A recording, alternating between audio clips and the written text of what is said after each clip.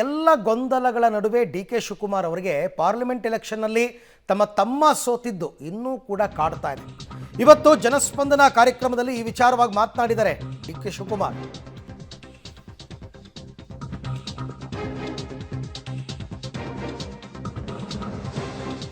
Parliament election ಯಾಕೆ ಹೀಗಾಯಿತು, ಇದನ್ನು ನಿಮ್ಮ ಆತ್ಮಸಾಕ್ಷಿಗೆ ಬಿಟ್ಟಿದ್ದೀರಿ. ಬಹುಶಃ ನಿಮ್ಮ ಹೊಸ MP ಎಲ್ಲ ಕೆಲಸ ಮಾಡ್ತಿದ್ದಾರೆ ಅಂತ ಅನಿಸುತ್ತೆ. ದಿನಾ ಬೆಳಿಗ್ಗೆ ಬಂದು ನಿಮ್ಮ ಕಷ್ಟ ಸುಖ ಕೇಳ್ತಿದ್ದಾರೆ ಅನಿಸುತ್ತೆ. ಡಿ.ಕೆ. ಸುರೇಶ್ಗೆ ವೋಟ್ ಹಾಕಿಲ್ಲ ಅಂತ ನಮಗೇನು ಬೇಜಾರಿಲ್ಲ. ನಿಮ್ಮ ಸಂಸದರ ಹತ್ರನೇ ಕೆಲಸ ಮಾಡ್ಕೊಳ್ಳಿ. ಹೊಸ ಸಂಸದರಿಗೆ ವೋಟ್ ಹಾಕಿರೋರು ಖುಷಿಯಾಗಿರಿ. ಪಾರ್ಲಿಮೆಂಟ್ ಆದ ತಕ್ಷಣ ಏನು ಗಂಡು ಗಲಿಗಳು ಚನ್ನಪಟ್ಟಣದಲ್ಲಿ ರೆಡಿಯಾಗಿಬಿಟ್ಟಿದ್ರು. ನಾನು ಅಧಿಕಾರಿಗಳನ್ನ ಕರ್ಕೊಂಡು ಹೋಗಿ ಜನರ ಸಮಸ್ಯೆಯನ್ನು ಕೇಳಿದೆ. ಅದಕ್ಕೆ ಜನ ನಮಗಲ್ಲಿ ಅವಕಾಶ ಕೊಟ್ಟರು ಅಂತಲೂ ಮಾತಾಡಿದ್ದಾರೆ.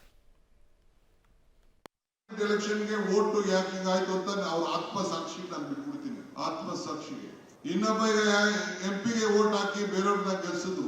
ನಮ್ಮ ಕ್ಷೇತ್ರದಲ್ಲೂ ನನಗೆ 1,20,000 22,000 ಗೆಲ್ಸಿದ್ರಿ. ಪಾರ್ಲಿಮೆಂಟ್ ಕಡಿಮೆ ಆಯ್ತು. ಬಹುಶಃ ಎಲ್ಲರಿಗೂ ಬಹಳ ಸಂತೋಷ ಇರಬೇಕು. ಹೊಸ MP ನೀವು ಆಯ್ಕೆ ಮಾಡ್ಕೊಂಡದಕ್ಕೆ ಏನ್ ದಿನ ಬಂದು ಬೆಳಗ್ಗೆ ಸಾಯಂಕಾಲ ಸರ್ವಿಸ್ ಮಾಡ್ತಾ ಇರ್ಬೇಕು ಅಂತ ಕಾಣ್ತದೆ. ಏನ್ ಬೆಳಗ್ಗೆ ಹೋದ ತಕ್ಷಣ ನಿಮ್ಗೆಲ್ಲ ಬೋರ್ವೆಲ್, ನೀರು, ಜಮೀನು ಎಲ್ಲ ಏನಿರ್ಬೇಕು ಎಲ್ಲ ಅನುಕೂಲ ಆಗ್ತಾ ಇದೆ ಅಂತ ಕಾಣ್ತದೆ. ಸಂತೋಷ ಇರಲಿ. ಜನ ಯಾರು ವೋಟ್ ಹಾಕಿದಾರೋ ಅವರೆಲ್ಲ ಸಂತೋಷ ಇರಲಿ. ಪಾರ್ಲಿಮೆಂಟ್ ಏನೋ ಕಾಂಗ್ರೆಸ್ನಲ್ಲಿ ಡಿನ್ನರ್ ಪಾಲಿಟಿಕ್ಸ್ ಯಾಕೋ ಮುಗಿಯೋ ಹಂಗೆ ಕಾಣ್ತಾನೆ ಇಲ್ಲ. ಪದೇ ಪದೇ ಅದೇ ವಿಚಾರ. ಡಿನ್ನರ್ ಮೀಟಿಂಗ್ ಬಗ್ಗೆ ರಾಮನಗರದಲ್ಲಿ ಡಿ.ಕೆ. ಶಿವಕುಮಾರ್ ರಿಯಾಕ್ಟ್ ಮಾಡಿದ್ದಾರೆ. ಇವತ್ತು ನಮ್ಮಲ್ಲಿ ಯಾವುದೇ ಡಿನ್ನರ್ ಪಾಲಿಟಿಕ್ಸೂ ಇಲ್ಲ. ಹೊಸ ವರ್ಷ ಅಂತ ಅವರೆಲ್ಲ ಊಟಕ್ಕೆ ಸೇರಿದ್ರು ಅಷ್ಟೇ. ಮತ್ತು ಪರಮೇಶ್ವರ್ ಅವ್ರದ್ದು ಯಾಕೆ ರದ್ದಾಯಿತು? ನಾನು ವಿದೇಶಕ್ಕೆ ಹೋಗಿದ್ದೆ ಅಷ್ಟೇ ಅಂತ ಡಿ.ಕೆ. ಶಿವಕುಮಾರ್ ಹೇಳಿದ್ದಾರೆ. ಅವರೆಲ್ಲ ಹೊಸ ವರ್ಷಕ್ಕೆ ಸೇರಿದ್ದಾರೆ ಅಷ್ಟೇ, ಅದರಲ್ಲೇನು ತಪ್ಪಿಲ್ಲ ಅಂತ. ಬಟ್ ಪರಮೇಶ್ವರ್ ಅವ್ರದ್ದು ಹಾಗೆ ಸೇರಬೇಕಾಗಿತ್ತಲ್ಲ, ಅದನ್ನು ತಡೆದವ್ರು ಯಾರು ಅಂತಲೂ ಕೇಳಬೇಕು.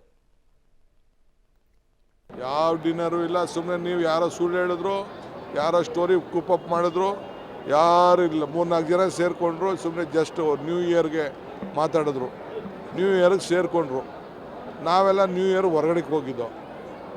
ಸೊ ನೀವು ಅದನ್ನು ಮಾಡಿ ಏನೋ ರಾಜಕಾರಣ ಅಂತ ಮಾಡಿದ್ರೆ ಯಾವ ಡಿನ್ನರು ಇಲ್ಲ. ಸುಮ್ಮನೆ ನೀವು ಯಾರೋ ಸುಳ್ಳು ಹೇಳಿದ್ರು, ಯಾರೋ ಸ್ಟೋರಿ ಕೂಪಪ್ ಮಾಡಿದ್ರು, ಯಾರು ಇಲ್ಲ. 3-4 ಜನ ಸೇರಿಕೊಂಡ್ರು. ಸುಮ್ಮನೆ ಜಸ್ಟ್ ನ್ಯೂ ಇಯರ್ಗೆ ಮಾತಾಡಿದ್ರು, ನ್ಯೂ ಇಯರ್ಗೆ ಸೇರಿಕೊಂಡ್ರು. ನಾವೆಲ್ಲ ನ್ಯೂ ಇಯರ್ ಹೊರಗಡೆಗೆ ಹೋಗಿದ್ದೋ.